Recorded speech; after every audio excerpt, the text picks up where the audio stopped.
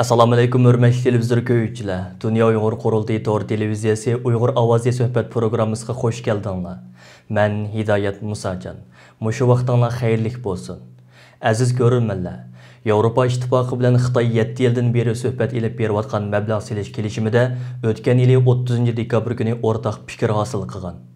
Germaniya bosh ministri va Yevropa Birligining raisi Angela Merkel, Yevropa Komissiyasining prezidenti Ursula von der Leyen qatorliqlar shu kuni Xitoy Kompartiyasining bosh sekretari Xi Jinping bilan o'rtaq to'y yig'ini o'tkazib, mazkur kelishimda ikki tarafning o'rtaq fikr hosil qilganligini e'lon qilgan edi.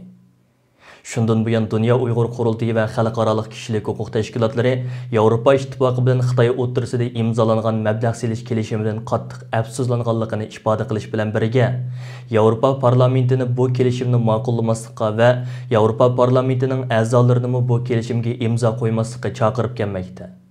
Undaqda mazkur kelishimning asosli mazmuni nima? Xitoy bu kelishim orqali nima maqsadga erishmoqchi?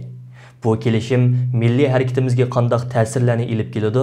Bu vaqtda sizlarni tafsiliy ma'lumotga ega qilish uchun bugungi programmamizga Dünya Uyg'ur Qurultayining muavin raisi, Uyg'ur tadqiqot institutining direktori, strategiya mutaxassisi doktor Erkin Akram apandimni alohida taklif qildik. Hörmətli Erkin Akram apandim, yuqorida men aytib o'tdim, Xitoy bilan Yevropa İttifaqı o'rtasida imzolangan bu mablag' selish kelishimining mazmuni nima? Xitoy hokimiyatining bu kelishim orqali yetmoqchi bo'lgan tub maqsadi zodi qaysilar? Oldi bilan mushu haqida o'zingizning fikrlarini o'ttirib qo'yib o'tgan bo'lsangiz. 7 yıldan keyin nurg'un muzokaraning natijasida Yevropa Birligi bilan Xitoyning orasida bir-birisiga qarshilik mablag' selish tijorat kelishimiga imzo qilganga qaror berildi. Bunun sebebi hamda bu her iki devlet bir-birisiga ehtiyoj var. Çünkü her iki devlet iqtisodiy kuchi bilan ve bozor kuchi bilan birlikte bir-birisini to'liqlayoladigan munosabati var. Misalga Yevropa Birligining umumiy GDP sumu 15.6 trilyon. Xitoyning bo'lsa 14.2 trilyon. Shuningga bir-birini to'liqlaydigan bunda bir ticari munosabat va iqtisodiy hamkorlik munosabati har ikki tarafga bir foyda yaratalaydi. Hamda bu ikki davlatningki kuchiga, iqtisodiy va tijoriy kuchiga qaraydigan bo'lsakmi, misolga Yevropa Birligi Xitoyningki birinchi tijorat sherigi, ikkinchi manba kelishninki yeri hamda eng cho'ng eksport qiladigan bir rayon. Xitoyni asos qilgan chog'da Yevropa uchun ikkinchi iqtisodiy sherik, birinchi import qiladigan manba yeri va ikkinchi eksport qiladigan bozor. Shuningga bular ya birinchi ya ikkinchida bo'layotgan bir ticari munosabati var. Ondan başka yaqinda Recep degan mushu rayonning keng doirada iqtisodiy hamkorlik qilishninki bir kelishimi qilindi. Ya'ni Sharq Osiyoda nurg'un davlatlar birlikda bir iqtisodiy tashkilot qurilgan bo'ldi va nüfus jihatdan, iqtisodiy kuch jihatdan, har jihatdan cho'ng bir bozor. Şununla Yevropa Birliği bunda bazarının sırtında kelişimi xalamaydı. Yani jığıp kelgen çağda bu kelişim nimelerini yarattı degende hamda Amerika'nınki besimligimi qarmay Yevropa Birliği şundaqla Xitoy bilan bu kelishimga imzo qilingan bo'ldi. Yevropanınki ko'z qarashida, yani bunda bir kelishimning bo'lishi bo'lmaslikdan yaxshiroq deydigan bir ko'z qarash var. Neticede bu Avrupa'nınki eninde yoki onun nezarında Xitoy bir sistemning rekabetçisi. Yani Avrupa sistemi bilan o'xshamaydigan bir rekabetçi. Shuningga bunda bir kelishim bilan bir tuzumning ichiga kirib olsa Xitoyni, shuning bilan bu rekabetninki natijasida chataq chiqmaydigan bir ahvolni bir neticeni qo'g'dab qoladi deb o'ylaydim.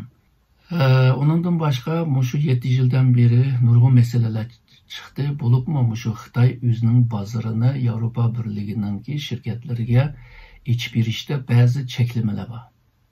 Onundan kim bu Xitay bazarında Avrupa şirketleri, Xitayning şirketleri bilan bir rekabetning içinde. Qanday rekabet deganda bu adil bo'lmagan bir rekabet.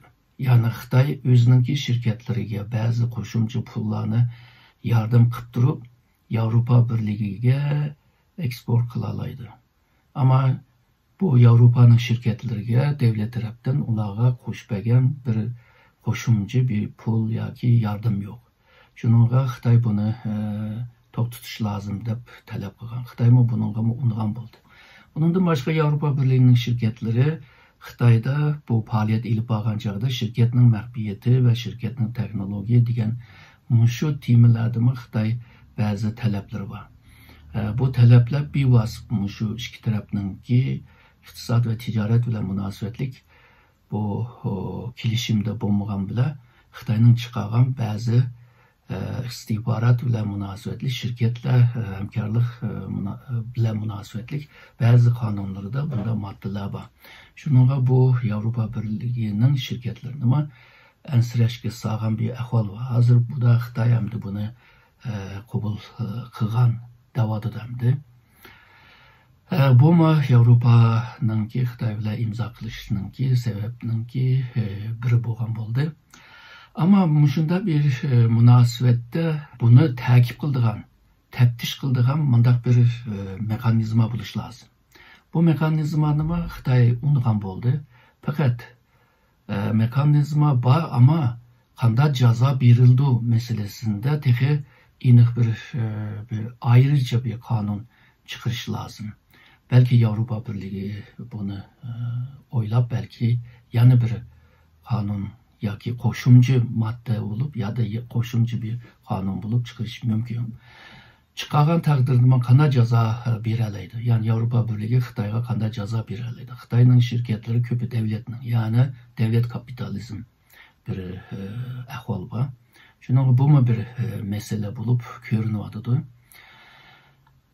Bundaq bir Xitoy bilan bunda aldirab imzo qilgandan keyin hozir shu Amerikaningki Avrupa bilan yoki o'zininki g'arb sheriklari bilan birlikda Xitoyga bisim ishlatadigan mayli siyosiy, iqtisodiy, tijorat va boshqa sohalarda bo'lsin, buningga bisim ishlatadigan bir fursatni hozircha qochirib qo'ygan bo'ldi. Xitoy Amerika Avrupa birlikda o'ziga qarshi chiqishning oldini olgan bo'ldi. Hamda %100 bo'lmasa mushu halga keldi.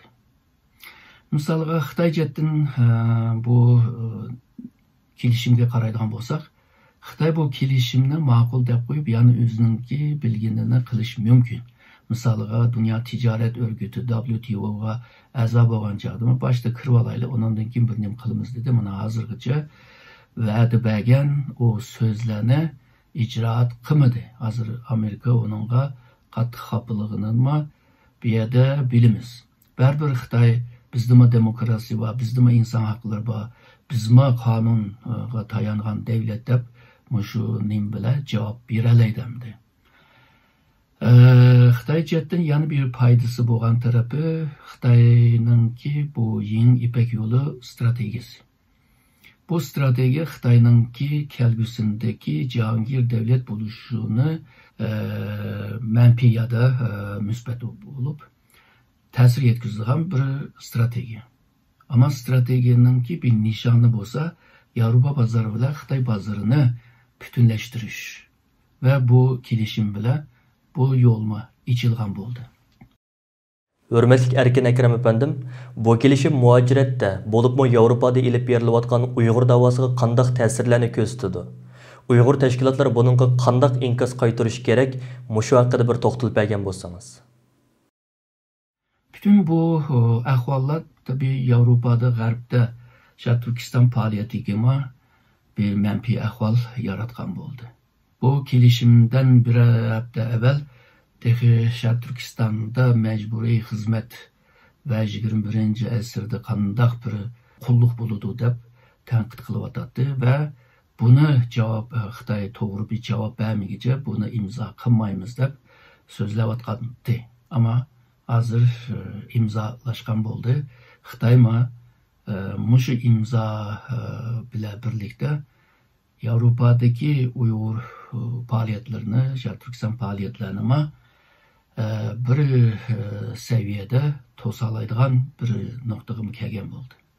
Bunda bir paytda Türkistanlıkla kandak qarash lazım bu meselege degende hamda mening shaxsiy görüşüm hamda bu kelishim imzalashga karar berdi. Bunu nurgun 27 devlette özünki meclisinde karar çıkış lazım. Avrupa parlamentosunda bir karar çıkış lazım. Onundan kim bir kanun bulup icraat kılışga başlaydı. Buna bazı mütehassislarninki düşündürüşüyle bu 2022 yılgacha devam kılıdı deydi. Demek ki bir zaman vakit var. Bu zaman vakitinin içinde Türkistan teşkilatları nurgun işlerine kılalaydıgan bolalaydı. Misalıga Avrupa devletleri, bazı devletlerninki parlamentosuga, Avrupa Birliği'nin parlamentosuga lobicilik faaliyeti bile bunu tosaş ya tosamısıma bir güçünü yaratkan bir inkasını bildirgen ve Avrupa milletvekilleriga ya da Avrupa halkının semiga Uygur meselesi deganni sep koygan boludu. İkincisi bu Avrupa halkı için, bütün g'arbliklar için kıymet qarashları muhim. Eğer de kıymet qarashları bo'lmagan bo'lsa, g'arbliklar g'arblik bo'lamaydi.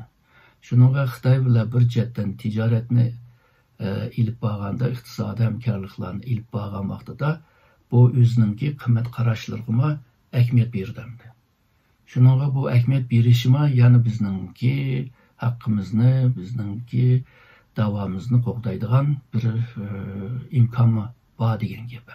Üçüncüsü bu mesele Amerika'nı rahatsız qilgandek, Amerika tarafdan hareket qilib Avrupa Birliği bisim qilib turibmi, yana haqqimizni qo'g'day oladigan bir nuqtaga kelgili bo'ldik. Bir to'liq bo'lmasmi, bir qismini bunda qilib bo'ldi. Dördüncüsü bo'lsa, yana şu manfiy ahvoldan Avrupa teşkilatlarını birlikte hareketke saldıgan ve şundaqla koordina ve hamkarlık kıldıgan işlerini birlikte kıldıgan bir fırsatni, bir imkanıma yaratgan oldu. Eğer de bu imkan payda olsa Avrupa'daki tesiri yani davanın tesiri texmo güçlük bulalaydı. Şununla her qanday bir qiyinchilikda bir oңайлык yolu bo'lgandek, her manfiy bir ahvolda müsbet bir ahvalını yaratqılı buludu. Hürmetlik Erkin Ekrem efendim, yuqorida bergan qimmatli ma'lumotlaringiz uchun rahmat. Hürmetlik televizor ko'ruvchilar, yuqorida Dunyo Uyg'ur Qurultiyi to'g'ri televiziyasi Uyg'ur ovozi suhbat programmasida diqqatingizga sundiq. Ko'ngil qo'yib anglag'iningizga rahmat. Keyingi qitimliq programmada ko'rishgacha omon bo'lgaysizlar. Xayr xo'sh.